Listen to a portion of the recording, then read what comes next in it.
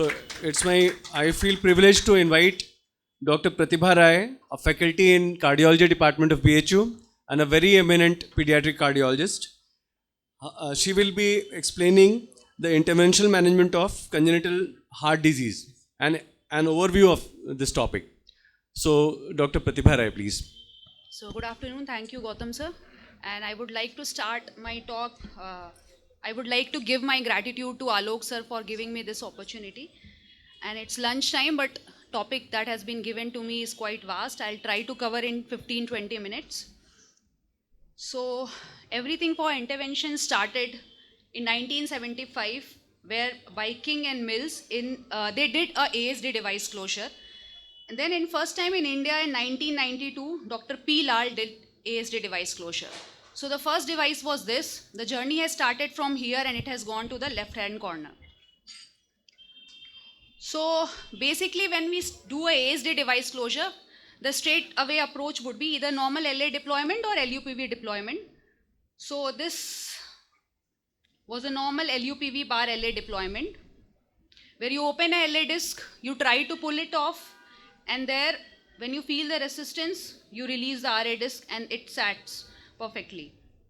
Then you release it off. So this is like the primitive layer of base of ASD device closure. Now, with the advent of technology and all, we have reached to a level where even the large ASDs, you can see the left-hand corner, with the absent rims, even being attempted for the ASD device closures.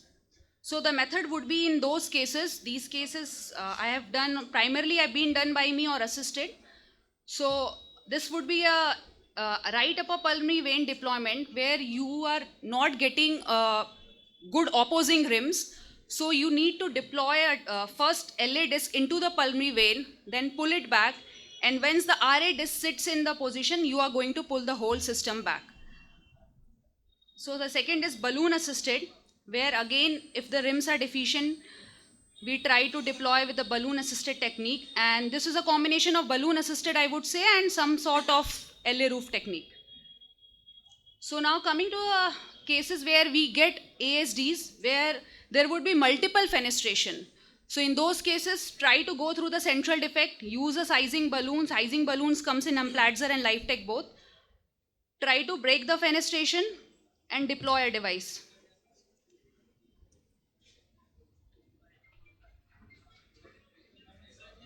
It has not sat in the first go. I was trying little higher. Then a device closure was done. So now recently, because in this part of the country we deal with gooch cases, so they would be having little higher LVEDPs or borderline PA pressures. So now some companies are giving us custom made ASD devices that would be having some sort of fenestration so that the patient should not go into pulmonary edema immediately, or they would sort of help the RV function also. And in the meantime, by 4 to 6 month patient would be all right, and these fenestration do get closed on its own. So coming to the PDA device closure, again the journey has started with a normal duct occluder and now it has gone to the ADO2, or you can say Piccolo devices. So there is a simple PDA device case where we take short in RAO and lateral to profile PDA, device being deployed. Now coming to the large PDAs that we see in this part of the country. So this is a 5 French pigtail, and that with the injection, it is easy. You can see with the injection it is easily not playing. Yeah. When we are taking the shot, the pigtail circle is immediately going into the PA. That suggests that at least the PDA is more than 12 mm because the circle of that 5 French pigtail is 12. So we have taken 20 into 18 device. So device being deployed. So the journey of PDA started with normal duct occluder, then it has gone to the vascular plug. Vascular plugs are the devices which would be having two retention and a central waist, but the beauty of this device is the retention and central disc is of the same size. So in small babies having tubular PDA, this is the ideal device of choice because it won't obstruct LPA, neither it would obstruct the arch. So the PDA device closure by Piccolo, that is the device of choice in the preterm babies. That device size starts from 3 and ends up to 6 mm, and the length would be 2, 4, 6. Again, this is a small baby. where we did the Piccolo device closure. So generally, ideally, we should not take arterial access, but because it was my first case for Piccolo, so I did take an arterial access. So for the VSD device closure, like we use PDA device, normal duct occluder, but now in the market, two beautiful devices we are having. One is Konar MF, that is multifunctional occluder in the being shown in the center, and the last is ADO2. So the various methods for the VSD device closure, we can go through antegrade and retrograde approaches depending on the location of the VSD, of course. So after that, there is something called perventricular device closure that I was fortunate enough to assist in Narayana in my training, where in a small, less than 10 kg babies, if the VSDs are big, there you can't take a bigger sheath. So the surgeon would open through Xiphis sternum and they puncture RV, they pass a sheath, a wire across the VSD, and everything would be done under eco-guided. And these cases would be done off pump, so patient has not gone into pump. Patient would ideally be extubated next day and would be discharged in 2 to 3 days. So this is Konar MF. I agree this is a little oversized device, but this disc is, the beauty of this disc is this is the only disc available that can be deployed from both sides, means it is having the hook on both sides. So something about pulmonary valve perforation bar valvuloplasty, the balloon of choice for us is Tyshek because it goes through the smaller sheets. So this is a case of membranous pulmonary atresia. You can see there is a blind pouch that is membrane, suggesting that it's a atresia. So the crux of this procedure lies in the stabilizing of the catheter which comes from the neck and goes into the RVOT. Then you take the coronary wire, perforate it, and then eventually you can dilate with coronary balloon, or later on you can go for 5 or 6 Tyshek. So now about coarctation stenting, this is 2 stents, one is bare and other is covered stent. So again in 2 views you would be taking injection, one would be lateral and other would be RAO view. So the proximal transverse arch and descending aorta at diaphragm you have to measure and average that, whatever size that comes, that should be the size of the stent you have to choose. So this is a second case which I did recently. This was an 11-year-old girl, clubbed sinus with RV dysfunction.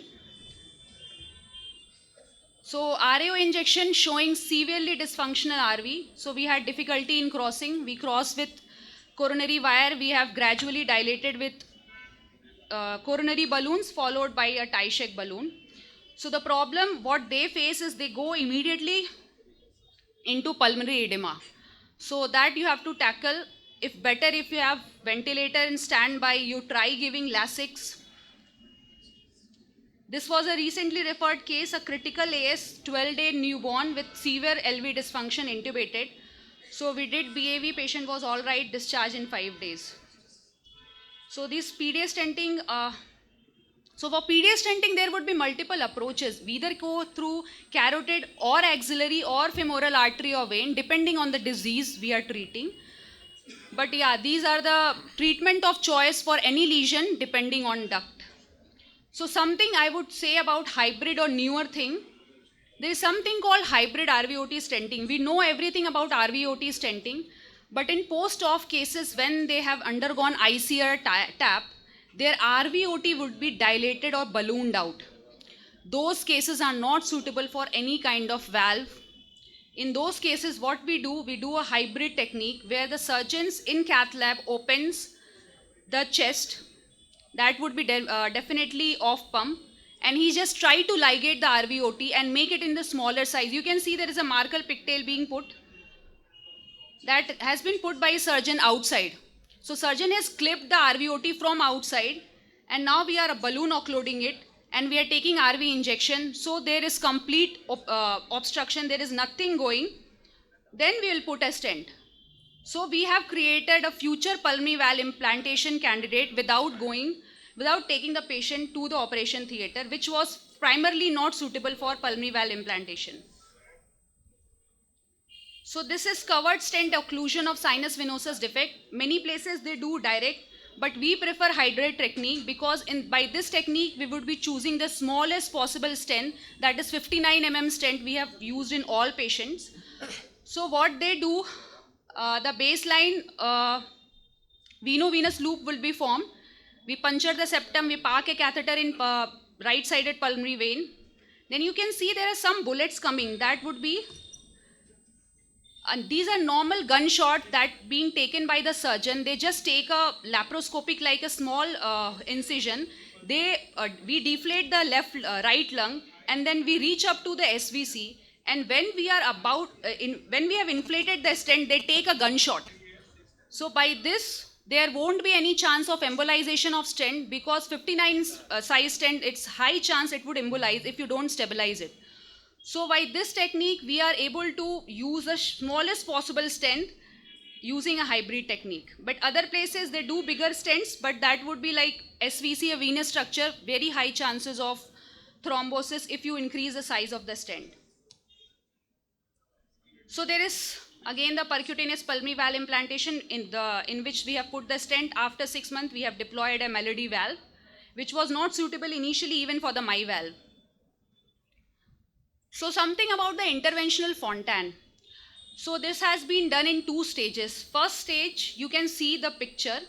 A PTFE conduit would be put by a surgeon, and that would be closed at the upper end. So there would not be any flow glowing from the IVC to the pulmonary artery in first instance. This is the PTFE conduit that would be used.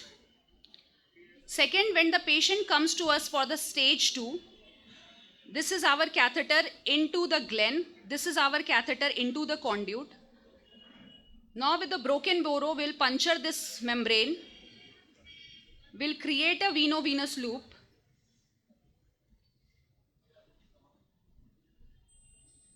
Veno-venous loop has been created.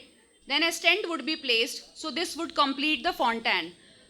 So patient would need not go for a second redo surgery. Once the glen has been done and interventional Fontan has been done, patient can right away be taken for interventional Fontan stage 2, and patient would be discharged in 1-2 days.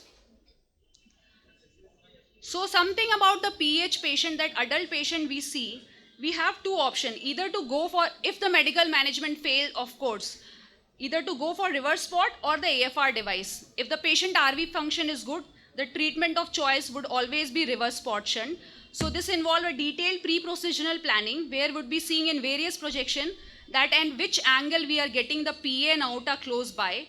Then we take a Agili sheath, we puncture that PA, and then we take the wire. You can see in the third, this thing, that puncture has been done. A gooseneck snare is there in the pulmonary artery. Then the arterio-arterial loop would be formed, arterio-venous loop would be formed. On that, we take the sheath and stent would be deployed. So this is a case of reverse spot shunt in a 26-year-old female. Patient is doing Vulcurrenty. Now, if the RV is on the downside and if RV is failing, the option we are having is atrial flow regulator. The central hole you see comes in various sizes, started from 4, 6, 8, 10, depending on what age of patient you are going to put and what is the septum thickness. So this is an atrial flow regulator being deployed. We puncture with the broken boro help. You can see this is the first disc, second disc, and disc has been released, and in the RAO shot we can see the hole. So these are the 2 latest modalities for the patient who are severe idiopathic pulmonary hypertension, not well managed with the medicine. So I think that would be all. So recently I have started to end my talk with one simple take-home message, that we do see a lot of Eisenmenger in these areas. So might be we have to change our dialogues. We might need to say that medicine cannot close the defect, it only helps to reduce its effect on the body. Your child may require an intervention or surgery in the future. So I think that would be all. So as always, I would end my slides saying thank you to my family, teachers, juniors, and the 3-4 people who are very special to me in my life. Thank you. So thank you very much. You have shared some of the very, very nice video clips. So which shows that, many problems which we think are not manageable can be very easily managed. Thank you so much for your talk. I just wanted to ask you, would you like to share the points which you take care in deciding whether to go for intervention or surgical management? Sir, for which disease per se? For sir? septal defects. Okay. So for ASD, I would say कि 90, sir is sitting, Marva sir is sitting, he can better highlight. But For ASD, more than 95% of cases can be easily managed with ASD device closure. We need not send them for surgery. For VSD, moderate, even moderate, small to moderate VSD can easily be managed. Only large VSD with severe pH, where the chance of embolization of the device would be there, we should send them for surgery. And PDA, I think most of the PDA can very well be managed by device closure. We need not send them for surgery. Yes, sir. Right. Thank you. Any more question from the house?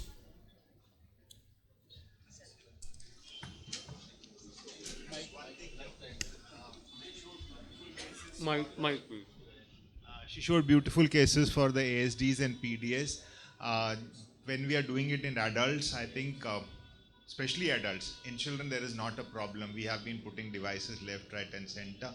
But in adults, I think it's a good idea to have a baseline hemodynamic assessment before we attempt such devices or procedures, because many of these patients actually may be borderline PVRI, and closing the defects eventually may convert them into a idiopathic PAH kind of situation. So always be careful. It's better to be safe. I think that has been a very nice and intelligent comment to be kept in mind.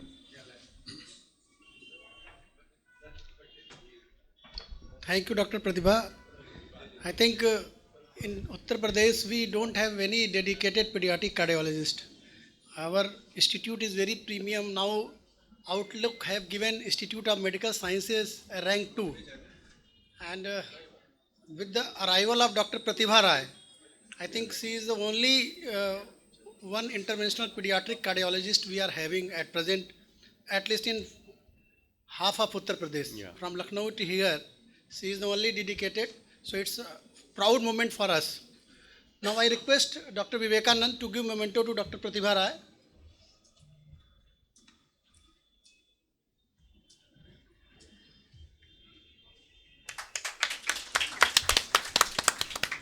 I think it will certainly make the future of children cardiology care much better, in our city. Now I request Dr. O.P. Tiwari sir to give memento to Dr. Vivekanand. Vivekanand is emerging young cardiologist of the town.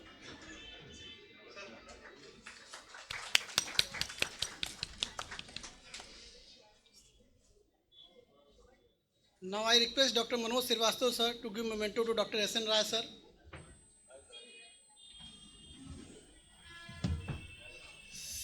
Sir is very studious and he always comes in CMEs on time and remains whole of the day. Thank you, sir.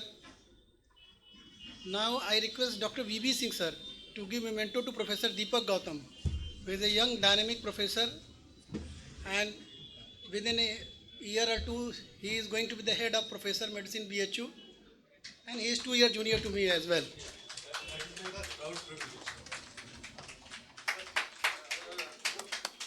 हाँ, हाँ.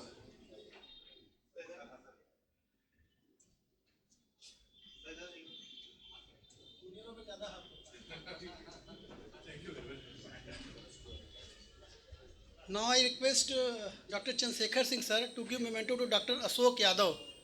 He is a very young dynamic physician from Robertsganj.